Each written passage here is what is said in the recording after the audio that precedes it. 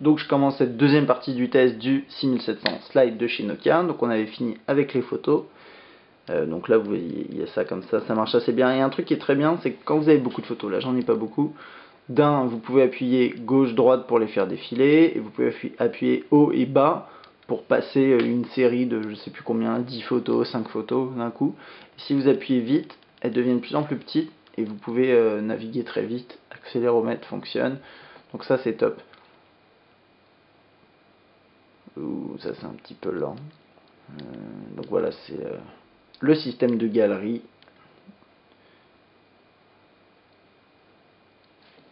Ok, je vais juste vous montrer les vidéos au passage également, tant qu'à faire.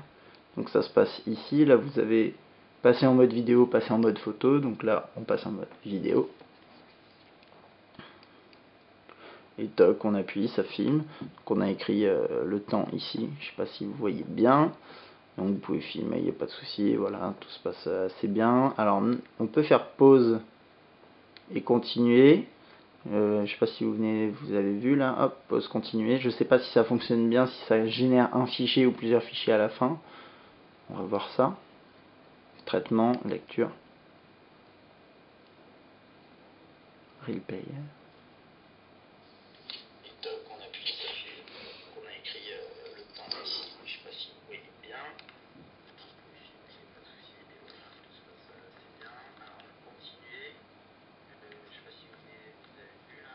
Voilà.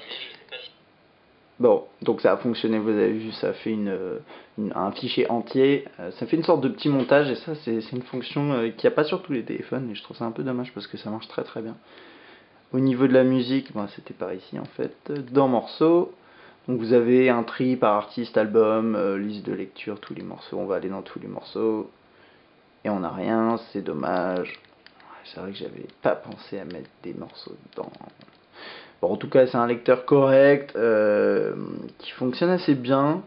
Et le seul problème, c'est le jack 2.5 qui est au-dessus, qui permet pas spécialement de connecter. Moi, je vous conseille plutôt de prendre un kit Bluetooth avec des écouteurs. Et donc voilà, compatible au V-Store, bien évidemment, comme tous les appareils Symbian.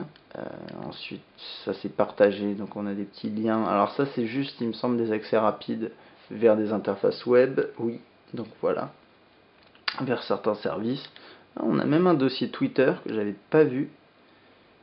C'est un dossier, mais ça nous emmène sur la version mobile, je pense. Même c'est même pas je pense, c'est sûr. Et YouTube, ça va être pareil. Alors, sachez quand même que vous avez des applications pour ça, qui sont compatibles avec ce téléphone, qui fonctionneront. Donc pour Twitter, pour YouTube, pour Facebook aussi normalement, que vous pourrez télécharger sur V-Store. L'appareil photo. On a vu les paramètres. Il y a quand même 2-3 trucs que j'aimerais bien vous montrer. Donc il y a des thèmes, bien évidemment. Donc là-dedans, ça c'est pas très intéressant. Par contre, ici, on a la gestion de la glissière. Alors c'est le slide quoi. Ouverture de la glissière, on peut configurer que ça réponde ou que ça réponde pas quand vous ouvrez le téléphone. On peut configurer le fait de, quand on ferme le téléphone, que ça raccroche ou que ça raccroche pas. Je trouve ça assez sympa de pouvoir continuer à discuter, notamment avec le haut-parleur, avec le téléphone fermé qui prend moins de place. Et vous pouvez gérer aussi le verrouillage. Donc si par exemple je demande, je sais pas ça, verrouillage du clavier, toujours demandé. Verrouiller le clavier, oui, non. Vous voyez. Et si je fais désactiver, bah, il va rien me faire du tout, donc je peux continuer à l'utiliser comme ça. Je trouve ça pas mal.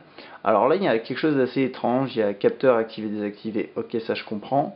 Commande de rotation, et dans commande de rotation, il y a désactiver sonnerie des appels, répétition alarme. Alors ça, je sais ce que c'est. Par contre, normalement, il y a aussi la gestion de l'accéléromètre. Par exemple, l'accéléromètre, on peut l'avoir dans les menus, et là, on l'a pas dans les menus. C'est pas dramatique en soi. Ces deux options-là, c'est des options qui permettent, par exemple, quand quelqu'un vous appelle, vous retournez le téléphone, ça va désactiver la sonnerie, ça va pas lui raccrocher au nez, ça va juste couper la sonnerie.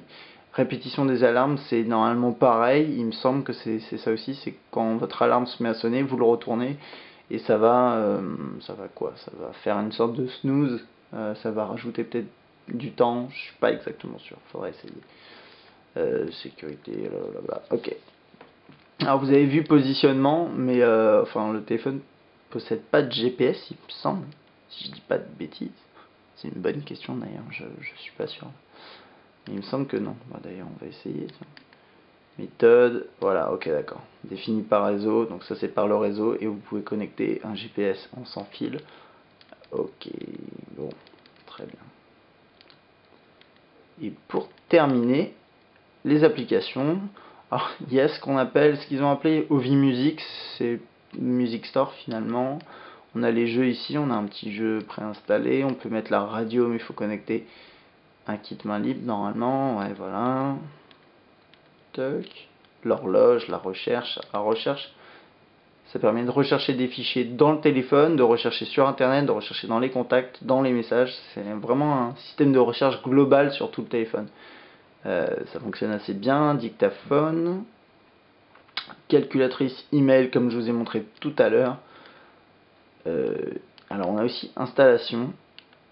Je sais plus ce qu'il y a là-dedans, mais je crois qu'il n'y a pas grand chose. Ce qui est intéressant, c'est la compatibilité au V-Store surtout. My Nokia, emplacement, centre vidéo. Ah non, ouais, ça marche comme ça. Donc là, on a les vidéos, on peut configurer des flux vidéo. Je sais pas trop ce que ça peut être. Je crois que c'est des flux RSS. Normalement, vous pouvez aussi configurer des podcasts là-dedans. Ou bien il y a des applications sur VStore qui permettent de le faire. Real Player, notes, synchronisation OVI, gestion des fichiers. Là, on va pouvoir voir la mémoire. Qu'on a 49 MO de libre et 2 Go sur, a priori, une carte micro SD qui doit être fournie. Et je crois bien que j'ai fait le tour de ce long test du Nokia 6700 Slide. Un petit téléphone que personnellement je trouve assez sexy, sous Symbian S60 en sa version 3ème édition, c'est-à-dire la version non tactile, pas comme la 5ème édition qu'on retrouve sur le N97 5800. Donc là, dans cette version là, un peu améliorée avec des fonctionnalités assez sympas comme on l'a vu notamment ici, que je trouve sympathique comme tout. Des réseaux sociaux intégrés, surtout une compatibilité au VStore, un bon appareil photo, quelques petits soucis d'ergonomie, des boutons qui fonctionnent pas très bien, là ici le slide qui est pas tip top, mais globalement un très chouette téléphone, à la limite du smartphone finalement, même si on peut l'appeler aussi smartphone, et vous pouvez aussi aller sur internet, très puissant, sympathique comme tout.